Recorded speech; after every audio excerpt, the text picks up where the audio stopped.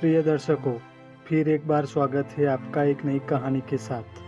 प्रिय दर्शकों, आज हम एक दिल छू लेने वाली धार्मिक कहानी लेकर हाजिर हुए हैं। अगर आपको सनातन हिंदू संस्कृति पर सच्ची श्रद्धा और गर्व है तो कहानी को अंत तक जरूर देखें और हमारे चैनल को सब्सक्राइब जरूर करें। जय जय श्री राम, जय भोलेनाथ। अब कहानी की शुरुआत करते हैं। वन पुत्र ने जंगल की रक्षा के लिए स्वयं को बलिदान कर दिया, लेकिन वह पूरी तरह नष्ट नहीं हुआ। जंगल की आत्मा ने उसे पुनर्जन्म दिया और अब वह केवल एक मनुष्य नहीं बल्कि जंगल की शक्ति का एक नया स्वरूप था।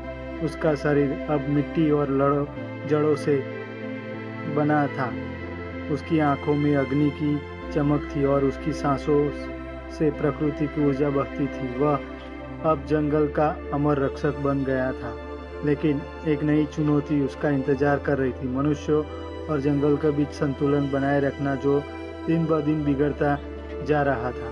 वनपुत्र ने अपने नए रूप में जंगल की ओर देखा। उसके कानों में पेड़ों की फुसफुसाहट सुनाई दी। एक नई समस्या खड़ी हो गई थी। गांव के कुछ लोग फिर से जंगल में प्रवेश कर रहे थे। वे पेड़ काट रहे थे, जानवरों का शिकार कर रहे थे और नदी को प्रदूषित कर रहे थे। वनपुत्र ने अपने हाथों को उठाया और जंगल की लताओं ने उन मनुष्यों को रोक लिया, लेकिन वह जानता था कि केवल रोकने से समस्या हल नहीं होगी। उसे अब गंगा के गांव के लोगों से बात करनी होगी और उन्हें समझाना होगा कि जंगल उनका शत्रु नहीं बल्कि उनका रक्षक है। पहली बार वनपुत्र अपने नए स्वरूप में गांव की ओर गया। उसके शरीर से हल्की हरी आभा निकल रही थी और उसके पैर जमीन को छूते ही प्रकृति को ऊर्जा दे रहे थे। गांव के लोग डर गए। उन्होंने उसे कोई देवता समझा और उसकी पूजा करने लगे, लेकिन वनपुत्र ने अपना हाथ उठाकर कहा, मैं तुम्हारा रक्षक नहीं, तुम्हारा साथी हूँ। जंगल और मनुष्य एक दूसरे पर निर्भर है। अगर तुम जंगल को नष्ट करोगे तो खुद भी समाप्त हो जाओगे। गांव के मुखिया ने आगे आकर कहा, लेकिन हमें जीने के लिए जंगल की लकड़ी चाहिए। हमारी फसलें नष्ट हो रही है और हमें शिकार करना पड़ता है।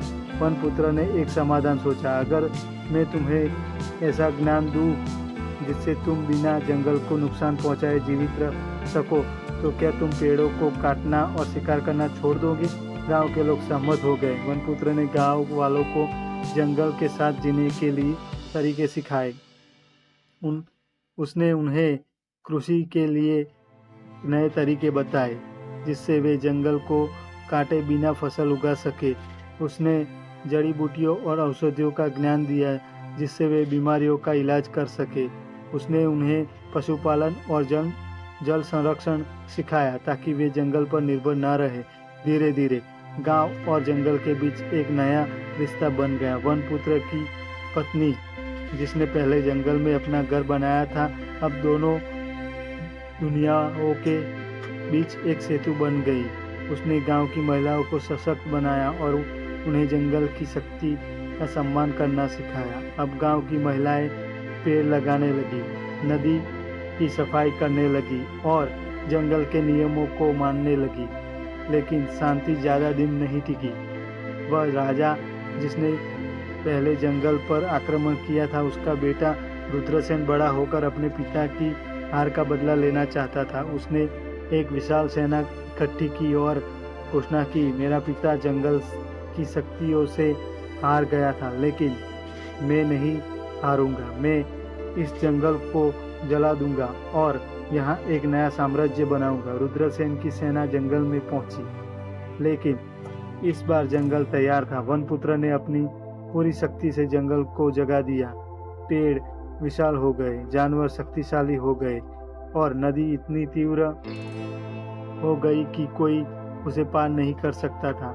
रुद्रसेन ने हमला किया, लेकिन जंगल ने उसे स्वीकार नहीं किया। लताओं ने उसकी सेना को जकड़ लिया और पृथ्वी ने उन्हें निगल लिया।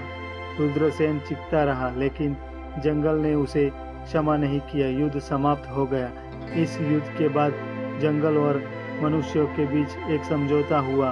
अब गांव के लोग जंगल को अपना देवता नहीं बल्कि अपना साथी मानने लगे। वनपुत्र अपनी शक्ति के साथ जंगल में विलीन हो गया, लेकिन उसकी कथा हमेशा जीवित रही। गांव के लोग उसकी शिक्षाओं का पालन करते रहे और हमेशा हरा भरा बना रहा।